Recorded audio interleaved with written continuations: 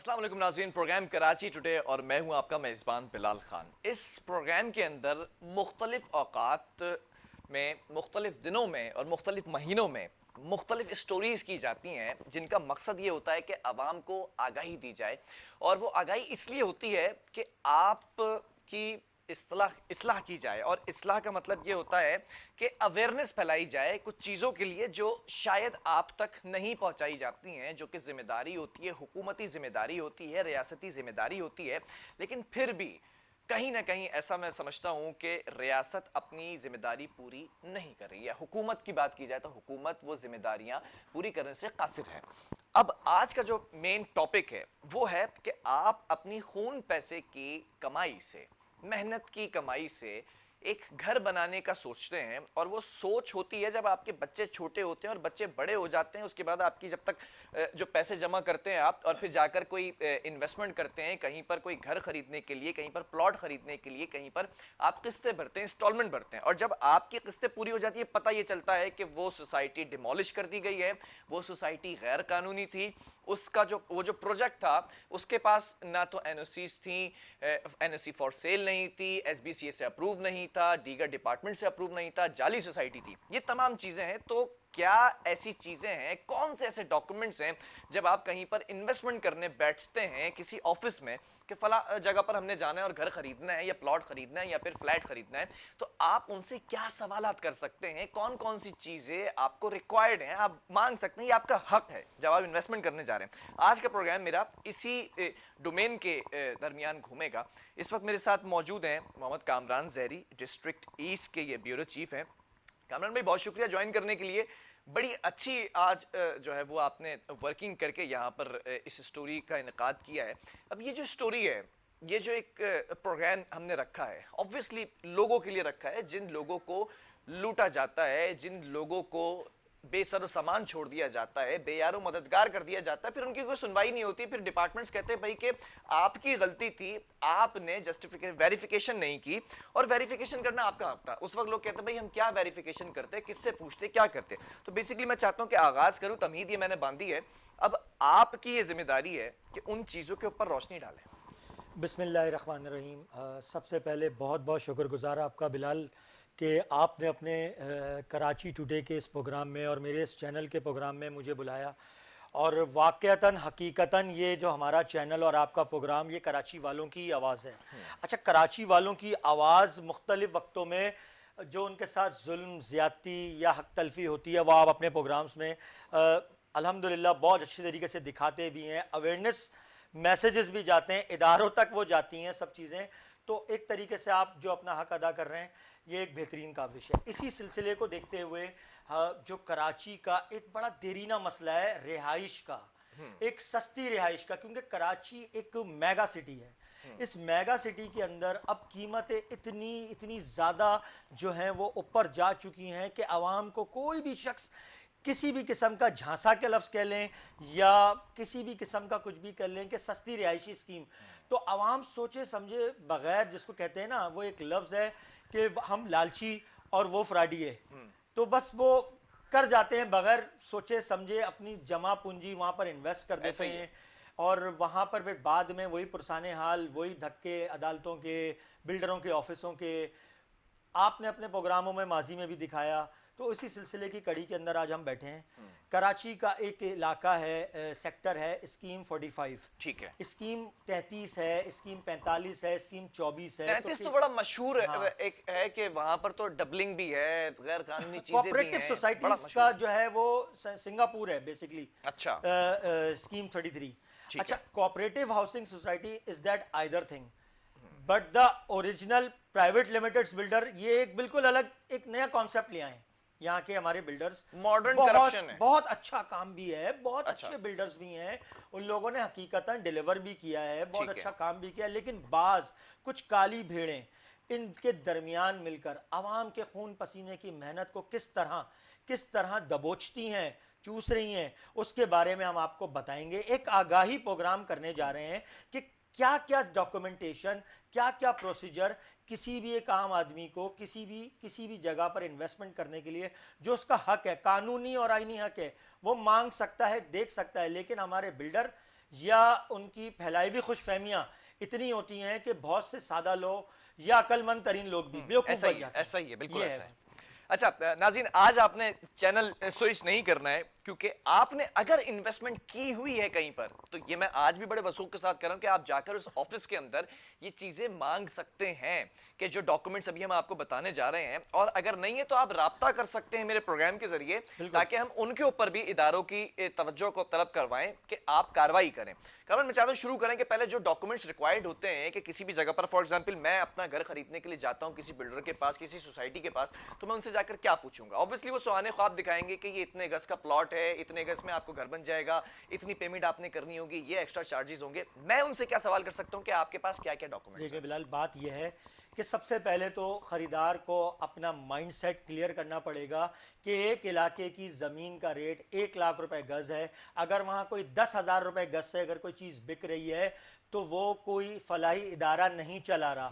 ہر builder کا، ہر کاروباری شخص کا، ہر انسان کا یہ حق بھی ہے، اور یہ اس کا طریقہ کار بھی ہوتا ہے کہ وہ پیسے کو ٹرپل چوبل 10 گنا کرے.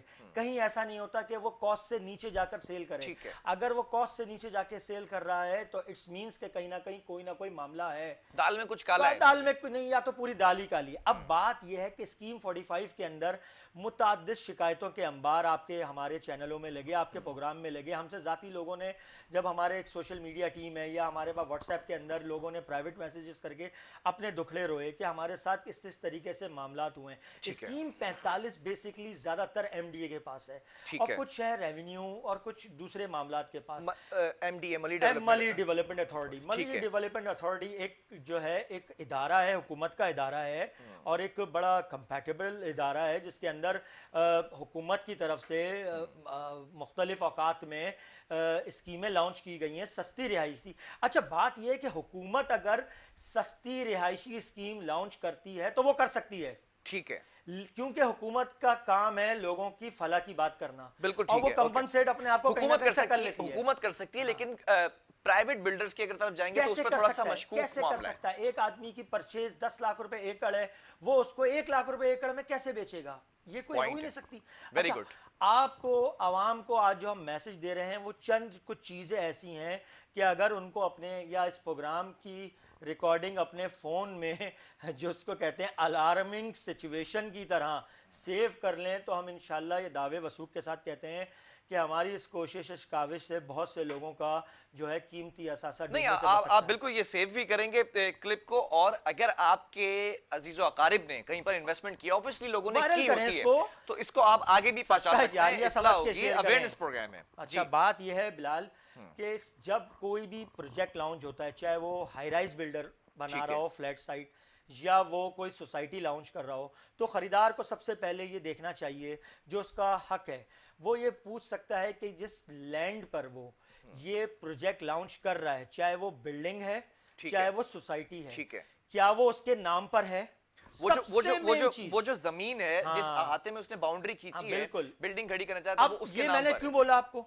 ہمارے معاشرے کی ایکسرسائز یہ ہو گئی ہے، جو ہم نے اپنی اس فیلڈ میں نکل کے جب تحقیقات کرنا شروع کری، تو ہمیں 50% سے ابو لوگ ایسے دکھے جو صرف ایگریمنٹ پر اور اونر سے ٹائم ڈیوریشن باندھ لیتے ہیں کہ آپ کو 6 مہینے میں، 1 سال میں، 3 سال میں، 5 سال میں پیمنٹ اتار کے اپنے نام پہ چیز کرا لیں گے. اچھا یہ چیک کیسے کیا جائے گا جب کسٹمر بیٹھا ہوا ہے سامنے کہ وہ پوچھے گا کہ آپ کے نام پر ہے یا نہیں ہے؟ آپ پیسے دے رہے ہیں، آپ پیسے دے رہے ہیں، بلڈر کو پیسہ چاہیے، کسی بھی ادارے کو پیسہ چاہیے.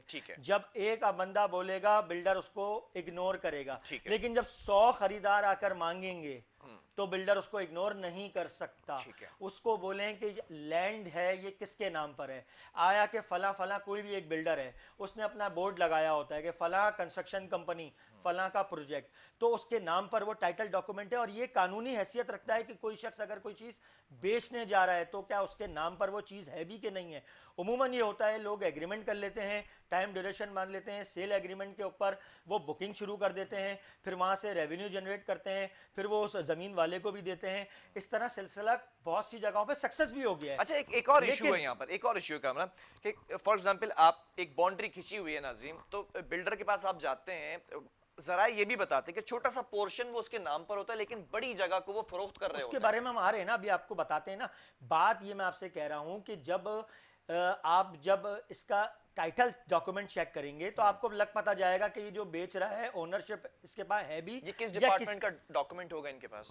اگر ایم ڈی اے کی لینڈ ہے تو ایم ڈی اے سے ٹرانسفر ٹھیک ہے، ہوں گے, ٹھیک ہے. اگر ریونیو کے ہیں تو ریونیو کے پرانے کھاتے ہوں گے. پرانے کھاتوں سے مراد یہ ہے جو چلتے ہوئے ویریفائڈ کھاتے ہیں. ٹھیک جو ہے. نئے کھاتے بنے اس کا تو ایک الگ ہی پروگرام ہے, وہ تو کبھی زندگی ہماری رہی تو انشاءاللہ اس میں بھی کریں گے. ٹھیک ہے. دوسری بات یہ ہے کہ جس زمین پر سوسائٹی لاؤنج ہونے جا رہی ہے, پروجیکٹ لاؤنج ہونے جا رہا ہے, high rise building flat site ہونے جا رہی ہے, یا یہ پلاٹ, آپ نے سب سے پہلے یہ معلوم کرنا ہے کہ یہ 99 سالہ موروثی سروے لینڈ ہے کہ نہیں ہے.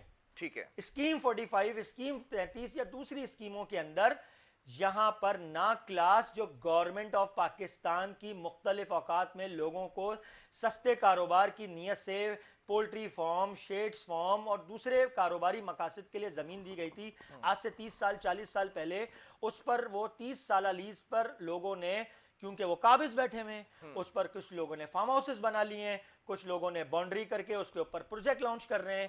ابھی ہوتا کیا ہے کہ نا کلاس زمین جو ہے وہ گورنمنٹ کی ملکیت ہے, اس پر کوئی بھی فرد واحد اس کو نہیں فروخت کر سکتا.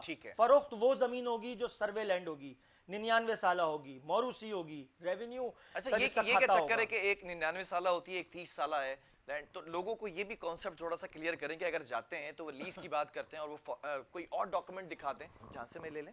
دیکھیں اس کا فارم 7 فارم 2 زمینوں کا ہر کسی کو آج کل پتا ہے. اگر کوئی شخص آپ کو ویریفیکیشن بکنگ سے پہلے اگر آپ اپنی شرطوں میں رکھ دیں کہ بھائی فلاں فلاں فلاں این او سیز آپ کے پاس ہیں, اس کی آپ کاپی کراس کر کے ہمیں دے دیں, ہم ویریفائی کرا لیں, ہمارے پاس ویریفیکیشن کلیئر آ جائے گی, ہم آپ کے ایک نہیں 2 پلاٹ لے لیں گے. ٹھیک ہے. جس قیمت میں آپ ہم سے دے رہے ایک پلاٹ بھی لینے تو آپ کا رائٹ ہے یہ, تو وہ پھر آپ کو جب فراہم کرے گا تو اتھارٹیز بیٹھی ہوئی آپ ویریفائی کرا سکتے ہیں. ٹھیک ہے. اچھا نا کلاس زمین گورنمنٹ کی ہوتی ہے, اس پہ لوگ باؤنڈری کر کے کچھ وقفے کے لیے, کچھ ٹائم پیریڈ کے لیے, میں ایک بڑا سخت جملہ ہے کہ سیٹنگ کر کے کہ بھائی کوئی ڈسٹرب نہ کرے, لوگوں کی بکنگ کر دیتے ہیں. اچھا یہ سب سے مین ڈاکومنٹ ہے کہ آپ کے پاس اونرشپ 99 سالہ ڈاکومنٹ کا ہونا چاہیے. ٹھیک ہے. یہ کلیئر ہو گیا. دوسرا مین جو ڈاکومنٹ ہے جس کو ہم کہتے ہیں کہ آپ کے پاس این او سیز ہونی چاہیے. جس علاقے کی این او سی ہے, اگر وہ ایم ڈی اے کی لینڈ ہے تو N O C M D A کی ہونی چاہیے, اور اگر وہ ڈپٹی کمشنر کے پاس آ رہی ہے, جیسے اسکیم 45 میں ملیر کا اور کچھ ویسٹ کا ڈپٹی کمشنرز, تو ڈپٹی کمشنر کے پاس کوئی بھی بلڈر اپنا پروجیکٹ لانچ کرنے سے پہلے فائل کو پٹ اپ کراتا ہے, ڈپٹی کمشنر سے این او سی آتی ہے, ڈپٹی کمشنر اسسٹنٹ کمشنر کو ریکمینڈ کرتا ہے, اسسٹنٹ کمشنر اس علاقے کے مختیار کار ٹپے دار کو ریکمینڈ کرتا ہے, وہاں سے فائلیں چیک ہوتی ہیں, وہاں سے پھر ریورس سروے ہوتا ہے پورا ایک, وہاں سے پھر اے ڈی سی 1 کو جاتی ہیں, اے ڈی سی 1 پھر ڈی سی کو دیتا ہے. ہر چیز کا ایک لیٹر ہوتا رہتا ہے. اگر چیزیں کرسٹل نیٹ اینڈ کلیئر ہوتی ہیں تو وہ چیز چلتی رہتی ہیں. ٹھیک ہے. یا یہ کہہ لیں کہ تعلق واسطے کے بنا پہ بھی چلتی ہیں, کچھ کام تیز جلدی ہو جاتے ہیں, لیکن چیز ہونی چاہیے صحیح. مطلب اس ہمارا کوئی ڈپارٹمنٹ اس سے کوئی سروکار نہیں ہے کہ تعلق واسطے جس ڈپارٹمنٹ کی لینڈ ہے اس ڈپارٹمنٹ کی این او سی ہونی چاہیے. ناظرین میں ایک وقفے کی طرف جا رہا ہوں, لیکن میں تھوڑا سا ریپیٹ کر دوں کہ آپ نے پہلی چیز یہ پوچھنی ہے کہ یہ زمین کس کے نام پر ہے, دوسری چیز آپ نے یہ پتا کرنی ہے کہ وہ لیز ہے 99 سالہ, تیسری چیز آپ نے سروے لینڈ کہ آپ نے جس ڈپارٹمنٹ کی لینڈ ہے یہ اس ڈپارٹمنٹ کا این او سی موجود ہے یا نہیں. آگے کیا کیا چیزیں ریکوائرڈ ہیں وہ میں ایک وقفے کے بعد بتاؤں گا. بڑا انٹرسٹنگ ایک ٹاپک چل رہا ہے, آپ نے آج یہ چینل سوئچ نہیں کرنا ہے, کیونکہ اگر آپ کی انویسٹمنٹ کہیں غلط جگہ پر ہوئی ہے تو آج یہ اویئرنیس پروگرام ہے کہ آپ جا کر اس بلڈر سے, یہ آپ کا رائٹ ہے, اس سوسائٹی کے اونر سے جا کر آپ پوچھ سکتے ہیں.